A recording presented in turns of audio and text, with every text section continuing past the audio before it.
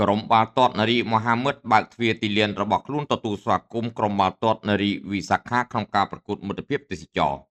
ក្រុមបាល់ទាត់នារីមហាមិត្តបានបើកទ្វារទីលានរបស់ខ្លួនទទួលស្វាគមន៍ក្រុមបាល់ទាត់នារីវិសាខាក្នុងការប្រកួតបាល់ទាត់មិត្តភាពទេសចរដោយមានគោលបំណងលើកកម្ពស់វិស័យកីឡាពង្រឹងចំណងមិត្តភាពនិងចូលរួមផ្សព្វផ្សាយសក្តានុពលទេសចររបស់ខេត្តប្រសេនុ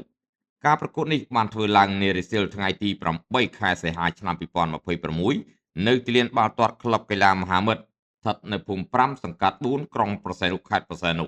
ដោយមានការចូលរួមពីកីឡាការិនីក្រុមការងាររបស់ក្រុមទាំងពីរនិងអ្នកស្នេហាវិស័យកីឡាបាល់ទាត់យ៉ាងច្រើនកកជំនួបមិត្តភាពនេះមិនត្រឹមតែជាការប្រកួតដើម្បីដកស្រង់បទពិសោធន៍និងពង្រឹងសមត្ថភាពបច្ចេកទេសរបស់ក្រុមកីឡាការិនីប៉ុណ្ណោះទេប៉ុន្តែថែមទាំងជាវេទិកាសម្រាប់ក្រុមបាល់ទាត់នារីទាំងពីរក្នុងការផ្លាស់ប្ដូរបទពិសោធន៍ពង្រឹងសាមគ្គីភាពនិងចំណងមិត្តភាពរវាងកីឡាការិនីក្រុមការងារនិងអ្នកគាំទ្រការប្រកួតដែលមានរយៈពេល90នាទីបានប្រព្រឹត្តទៅក្នុងបរិយាកាសប្រកបដោយភាពស្វាហាប់និងទាក់ទាញដោយកីឡាការិនីនៃក្រុមទាំងពីរបានបង្ហាញពីការខិតខំប្រឹងប្រែងយកអស់កម្លាំងកាយស្មារតីប្រកួតប្រជែងនិងសមត្ថភាពបច្ចេកទេសនៅលើទីលានទន្ទឹមនឹងនេះការប្រកួតក៏ទទួលបានការគាំទ្រនិងការកោតសរសើរពីសំណាក់អ្នកទស្សនានិងអ្នកគាំទ្រចំពោះការរីកចម្រើនរបស់ក្រុមបាល់ទាត់នារីនៅកម្ពុជាជាពិសេសក្រុមបាល់ទាត់នារីខេត្តប្រសេនុជាលទ្ធផលក្រោយបញ្ចប់ការប្រកួតពេញ90នាទីក្រុមបាល់ទាត់នារីវិសាខាបានយកឈ្នះក្រុមបាល់ទាត់នារីមហាមិត្តក្នុងលទ្ធផល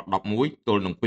ជាមួយគ្នានេះការរៀបចំប្រកួតមិត្តភាពនៅខេត្តប្រសេនុក៏ជាផ្នែកមួយនៃសកម្មភាពជំរុញការផ្សារភ្ជាប់រវាងវិស័យកីឡានិងវិស័យទេសចរដើម្បីទាក់ទាញប្រជាពលរដ្ឋនិងភ្ញៀវទេសចរឲ្យចូលរួមទស្សនាព្រមទាំងផ្សព្វផ្សាយសក្តានុពលទេសចរវប្បធម៌និងបរិយាកាសដ៏ស្រស់ស្អាតរបស់ខេត្តប្រសេនុការរួមបញ្ចូលគ្នារវាងកីឡានិងទេសចរត្រូវបានចាត់ទុកថាជាមធ្យោបាយដ៏មានប្រសិទ្ធភាពមួយក្នុងការបង្កើតសកម្មភាពកម្សាន្តទាក់ទាញភ្ញៀវទេសចរនិងជំរុញការផ្សព្វផ្សាយគោលដៅទេសចរតាមរយៈព្រឹត្តិការណ៍កីឡានានាជាពិសេសសកម្មភាពប្រកួតបាល់ទាត់មិត្តភាពរវាងក្រុមបាល់ទាត់នារីមហាមិត្តនិងក្រុមបាល់ទាត់នារីវិសាខានេះបានរួមចំណែកបង្កើនសកម្មភាពកីឡានៅមូលដ្ឋានលើកទឹកចិត្តឲ្យយុវជននិងស្ត្រីចូលរួមលេងកីឡាព្រមទាំងជំរុញការអភិវឌ្ឍវិស័យបាល់ទាត់នារីឲ្យកាន់តែមានភាពរីកចម្រើននៅកម្ពុជា